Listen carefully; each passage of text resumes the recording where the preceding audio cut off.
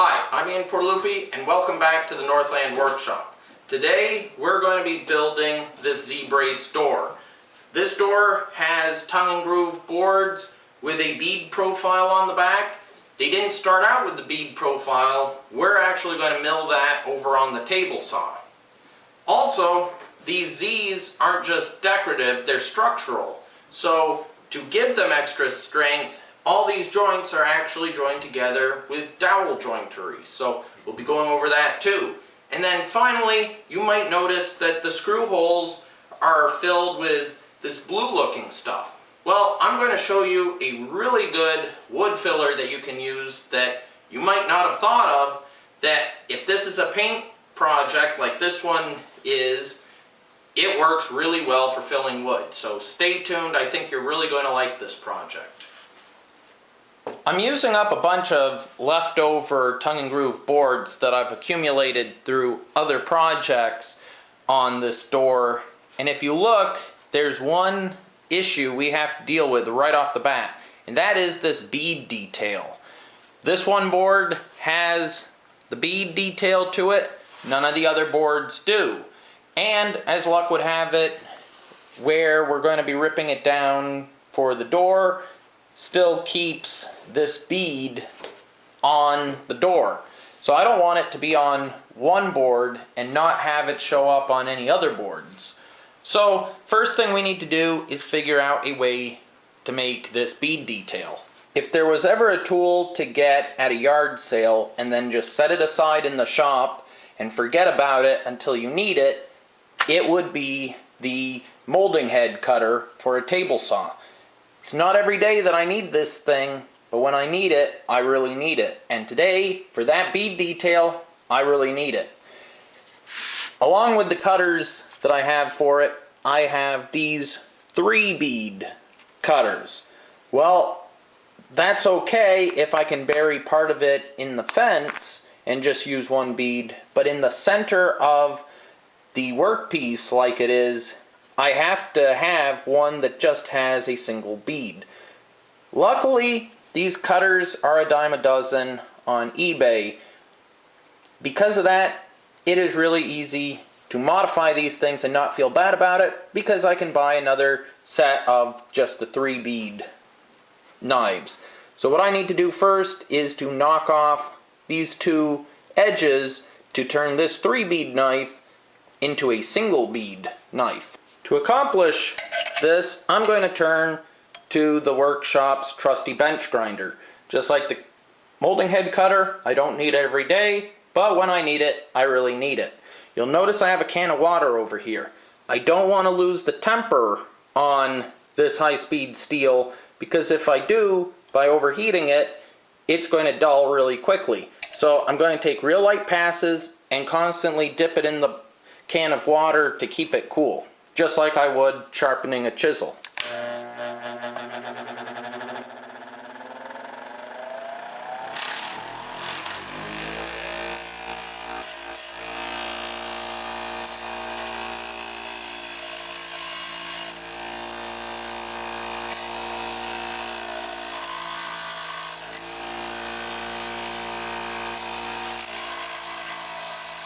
So at this point, I'm installing the 3 modified cutters in the molding head, making sure all 3 set screws are tight. The way these things work, the set screw actually goes into the hole in the cutter, pushing in, so it's almost impossible for these cutters to ever work their way loose. It's not just friction holding it in, it's actually inside that hole. With that in place, we can go ahead, put it on the table saw, and make some test cuts to see if this bead is going to work.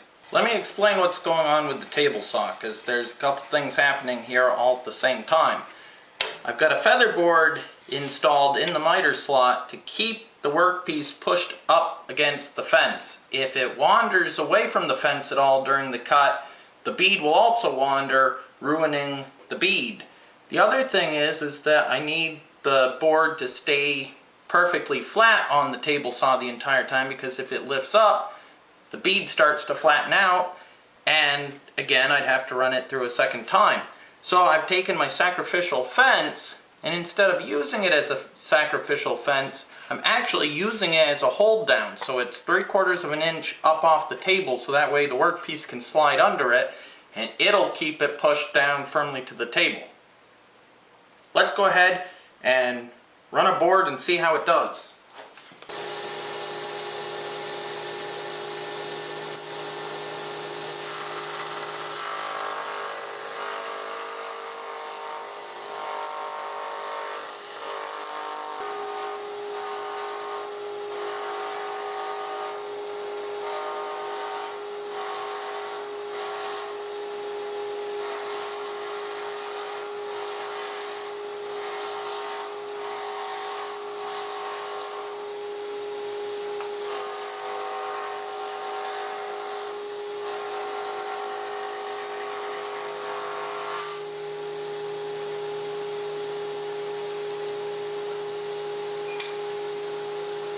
If we take a look at the piece of beadboard we're trying to match, you'll notice that the bead in the center of it isn't the only bead on this piece. There's also a bead right here by the tongue that we need to make. So what I've done is I've actually set the sacrificial fence down, and I'm using it as a sacrificial fence so I don't cut into my good fence with the molding head cutter.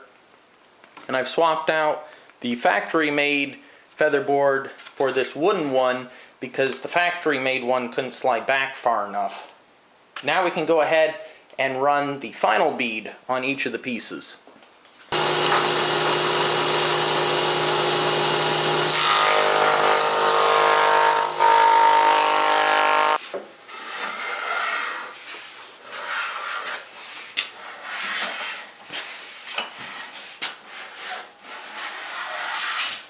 The final detail I need to try and match to this original piece of beadboard is a little chamfer on the groove side to help accentuate the bead detail where they butt together.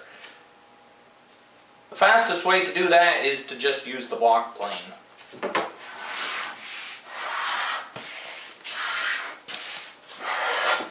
I've got the stop block set up on the rig alarm saw so I can cut all the boards to 85 inches. That's 1 inch longer than the final length, but I don't want to cut it down to 84 until the entire door is assembled. Then I can use a straight edge and my circular saw to cut it, and that'll guarantee that the tops and the bottom of all the boards line up perfectly.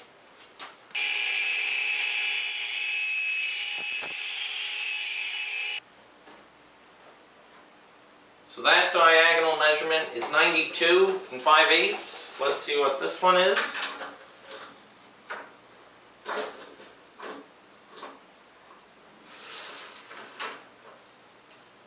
92 5/8. Because all the boards on the door are the same length, as long as I have the two diagonal measurements the same, I know that the door is square. Now, the boards in between these two outer boards aren't quite lined up yet. That's okay, I can line those up a little bit later. The big thing now is to make sure that the outside part of the door is square. I've got the boards lightly clamped together, but you're going to notice something. I've got nickels in between each board. So 7 nickels down here, 7 nickels down at the other end. And there's a reason for that. Wood expands and contracts with changes in humidity parallel to the grain. So the grain runs this way. That means as it gets more humid, it's going to expand this way. As it dries out, it's going to contract this way. Well, on these Z-brace doors, there's this batten that goes across to hold all the individual boards together. Its grain runs this way. So we have one board's grain going across the other board's grain. So this one's going to try and expand and contract in this direction, while these are trying to expand and contract in that direction. That's an issue. This board really doesn't want to change length, even though each one of these is going to try and change its width ever so slightly. That can lead to issues down the line where this tries to keep the door at a constant width, and yet these are trying to change it.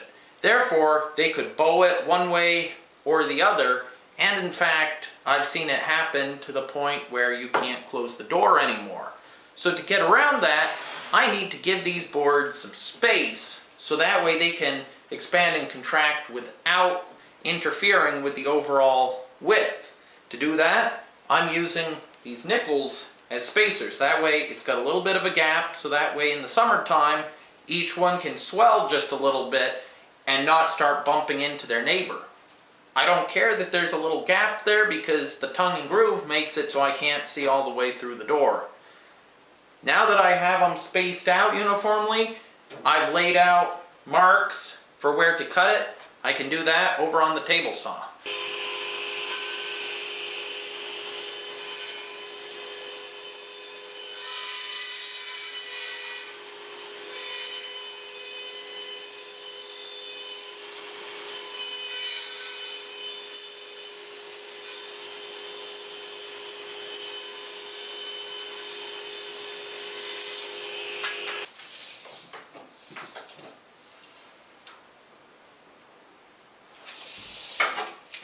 It takes a little bit of time to make sure everything's square on this thing, but you really want to take your time and make sure that the diagonal measurements from one board to the next are the same, and that the distance from the boards down here and up there are the same, because anything you can do to keep them square now is going to make it that much easier when it comes time to actually hang this thing. I'm ready to make the actual Z part of the Z-brace door, and so I've laid out the piece I'm going to use and I've left it a little bit long, because what I want to do is line up the very corner with this edge right here. I'm going to do the same thing on the other side.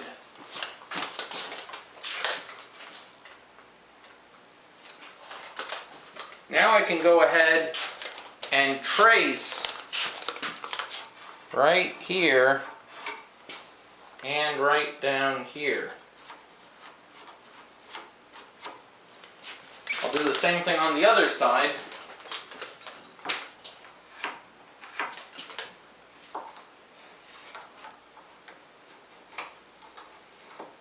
I'm also going to label this 2 and 2.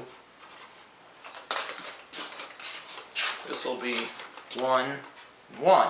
That way I can remember which side goes with which. Now we can go ahead and see about setting up this cut.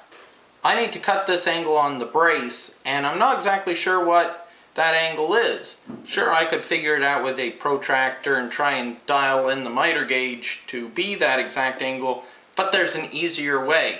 What I'm going to do is use the edge of the miter gauge slot to line up that angle. So what I did is I transferred the end of that point right up onto this edge of the board, and I transferred that point right up to the edge of the board.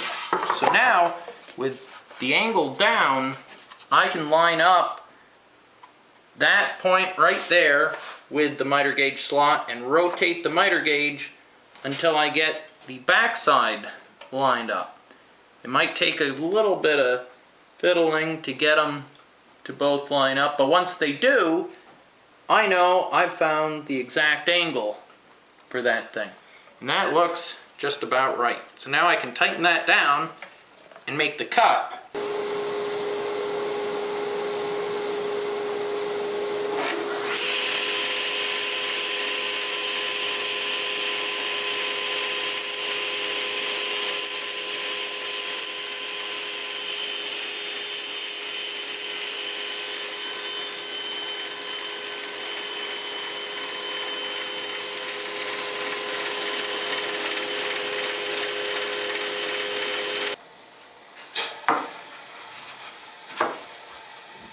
And with the miter gauge slot trick, I get a perfect angle every single time, and I still don't know what that angle is, but it really doesn't matter.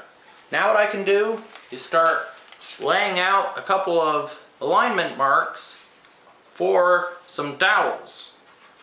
To join the horizontal rail to the diagonal rail, I'm going to use these fluted dowels. But that means I need to drill precisely located holes. And to do that, I'm going to use this doweling jig. And this doweling jig is nothing more than a steel guide tube that has a little indicator mark on it so I can precisely align the hole to the mark. That way, when I drill the same hole in the corresponding mark over here, the dowel will line up. Let's try it.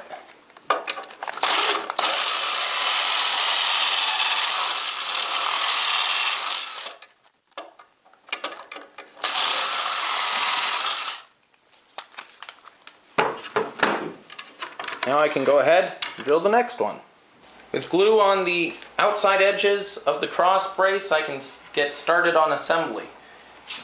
So once again, I want to line it up with the mark and clamp it down on this side.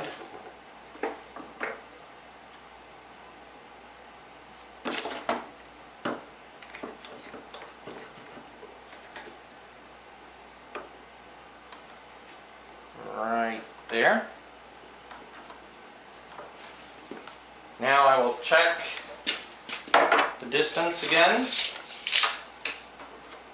We're still at 37 and 7/8, so that's good. If I come over here, we're at 37 and 7/8, so that's good. I can clamp this side down.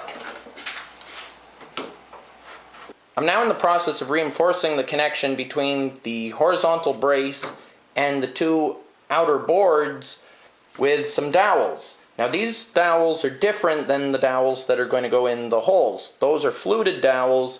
This is just a piece of regular old dowel rod. And to drill the hole, I'm not using a jig, I'm just using a drill bit and a scrap piece of wood. The scrap piece of wood is to go under the door, so that way I don't get a lot of chip out on the back side. That'll help support it when the drill bit goes through. For the hole placement, it's not super critical. I'm just kind of eyeballing it where I think it should go. And then I just drill the hole.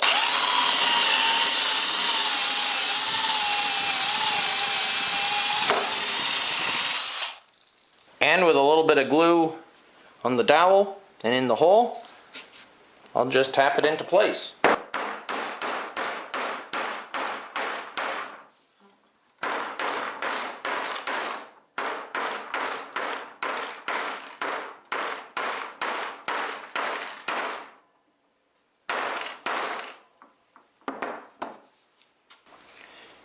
And I was feeling under the door to make sure it sticks out just a little bit beyond flush, so that way I can sand it down later.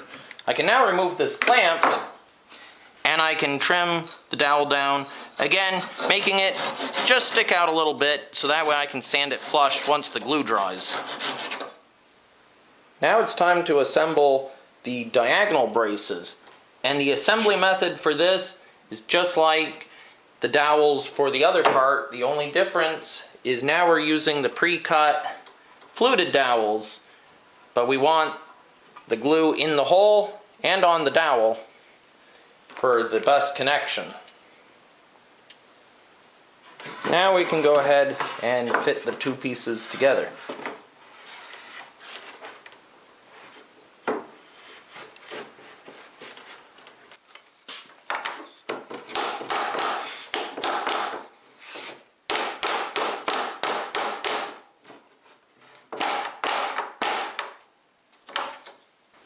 The top brace is going to get assembled the exact same way. Glue in the dowel holes and glue on the dowels and on the edge of the board. I also want to put glue on the edges just like I did on the middle horizontal brace. Now I can go ahead and fit this all together. For this one, if I take a block of wood and I clamp it right here behind the diagonal brace, I can now push against it without messing up that other angle.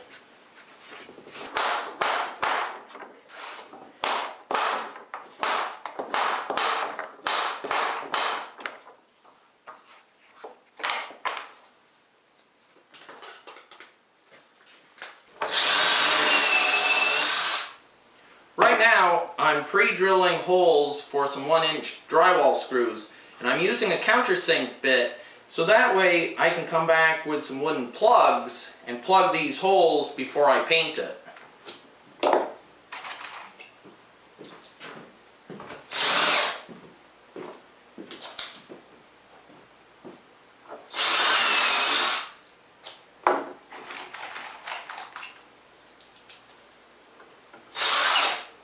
Now it's time to fill all the screw holes in the door. And if this was a stained piece, I would use a plug cutter to cut a bunch of plugs and then glue the plugs in the hole and sand it smooth. However, this door is going to be painted, which means I can take a shortcut and just fill the holes with some sort of filler. Wood putty could work, but it tends to shrink and crack over time. So I've actually found what works even better for painted projects is nothing more than automotive filler, Bondo. It sticks great to wood, it stays flexible enough that it won't shrink and crack over time, and it sands really easily. So all I did was I stirred up the can because it's been sitting for a while. I'm just going to take a couple scoops of the filler. It's a two-part system, so you have your filler and then you have your hardener. You want to knead the tube to get the hardener all mixed up. And then you just mix in some hardener.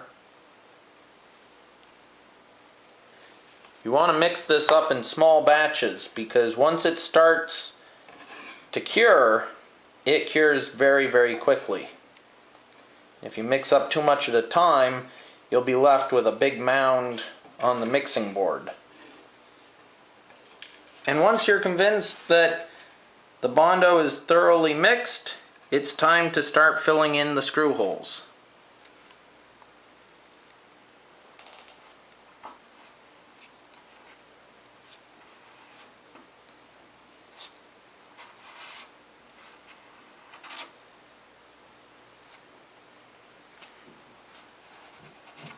And if it's not perfectly flush the first time, that's okay. I can always come back and give it another coat.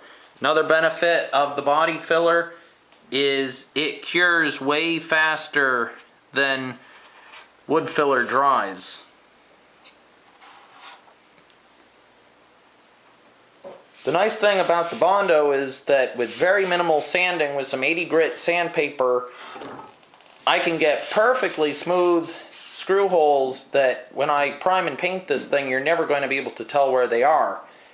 It's now time to cut the door to its final length, and I've marked out where that cut needs to be on both ends of the door, and I'm going to use my straight edge in combination with my little trim saw to make the final cut. However, because this is just a straight edge and there's an offset between the blade and the edge of the base of the saw, I need to offset the straight edge that same amount. Because I use this little trim saw with a straight edge all the time, I decided to save myself the hassle of measuring and a chance for error by making two little plywood spacers that are the exact distance between the edge of the blade and the base of the saw. This way, all I have to do is put one at each end, and when I line the spacers up with the mark to be cut, I know I've offset the straight edge the exact amount. Then I can go ahead and clamp it down, and I like to check it one more time because sometimes the straight edge moves a little bit when I clamp it. But that looks good. Now I can go ahead, save these for later, and I can cut the door to its final length.